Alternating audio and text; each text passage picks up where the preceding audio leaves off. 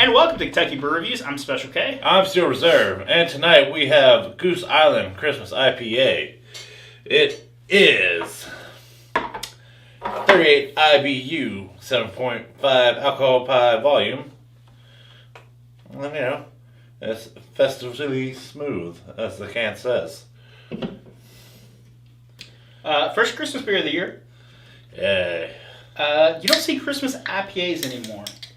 Or ever, actually. I'm curious if it's going to be like a red IPA, because that's kind of the IPAs you get like around this time of the year, like Fireside. That's a star. Is it? Oh. Yeah. I mean, y'all probably can't see it, but that's a star right in there. Yeah, I'm curious. That looks like a red IPA.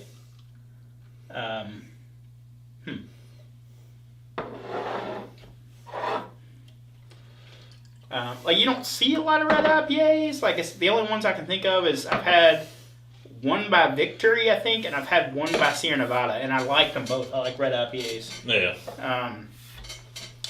I mean, it's pretty dark. It's the color of a Bach. It's pretty dark for an IPA. Head is khaki. Khaki. It smells pretty good. Light citrus notes in there. Pretty malty. It just smells like really drinkable beer.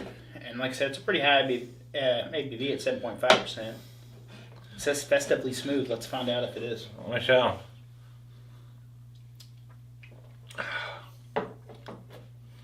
That's pretty good. But I don't know if it tastes like Christmas.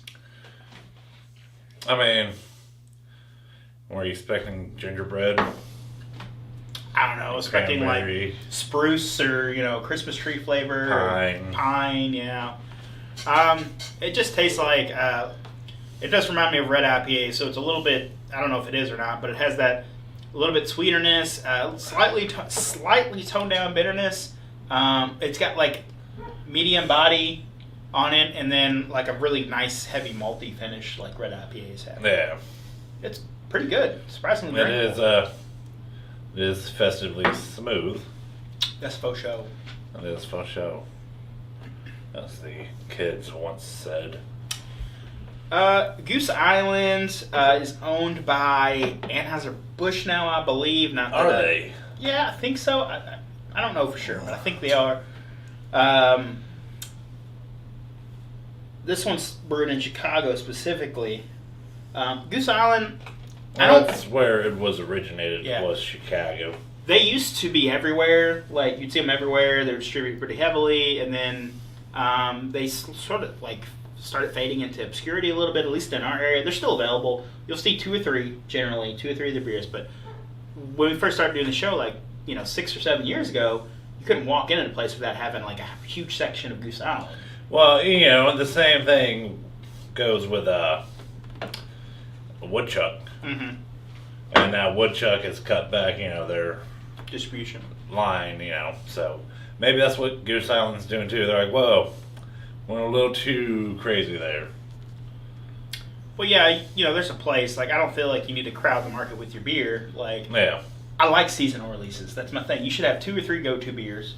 And then seasonal releases. I like trying different things at different times. That's the thing with beer is a lot of people who are at least craft beer drinkers generally don't stick to the same thing constantly. They're always going to mix it up. Oh, Granted, they might have a go-to that they're going to drink, but they're always going to want to try something different. Like us. That's the whole reason we started the show. I mean, if I'm drinking beer on a weekend, typically 9 out of 10 times, I'm just going to go with my fallback and get Miller Lite.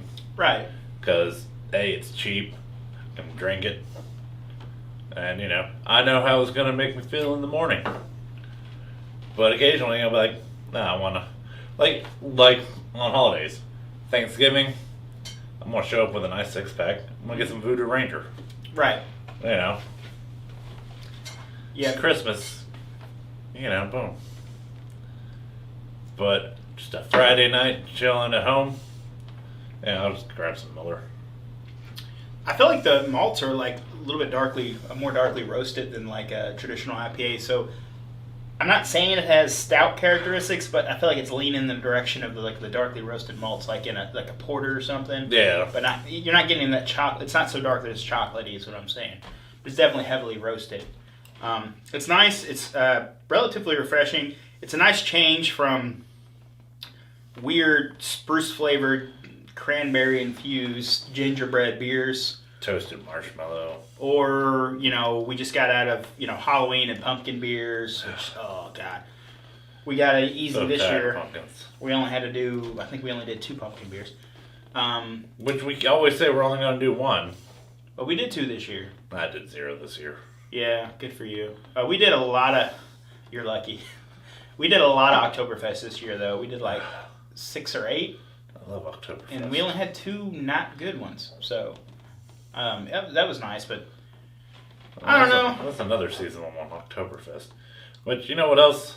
I'm getting tired of people being like, oh, it's October. Oktoberfest. Oktoberfest is in September. That's true. Learn your shit. That's why we uploaded almost all of our Oktoberfest videos in September. Except maybe one that might have made it to the first week of October. Yeah. So this beer, as far as price goes, I think it's around $11 to $12 a sixer for cans. Normal prices. I like it. It's unique. It's easily drinkable. It mixes up the IPA formula. It's not super bright like a traditional IPA, but it has some interesting characteristics with the darkly roasted malts and their darker roasted malts and some of the hops. It's less floral, more hoppy. Like I said, it doesn't have any of that brightness. So I'm going to rate it an 8. Like it a lot. See, I probably don't like it as much as you because there's something in that aftertaste as it's going away that just doesn't sit right with me.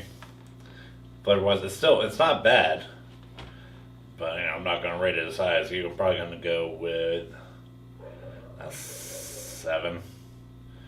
Because it's better than a 6.5. Right. But I think 7's a fair score for it. Yeah, for sure. Recommend it? Yeah.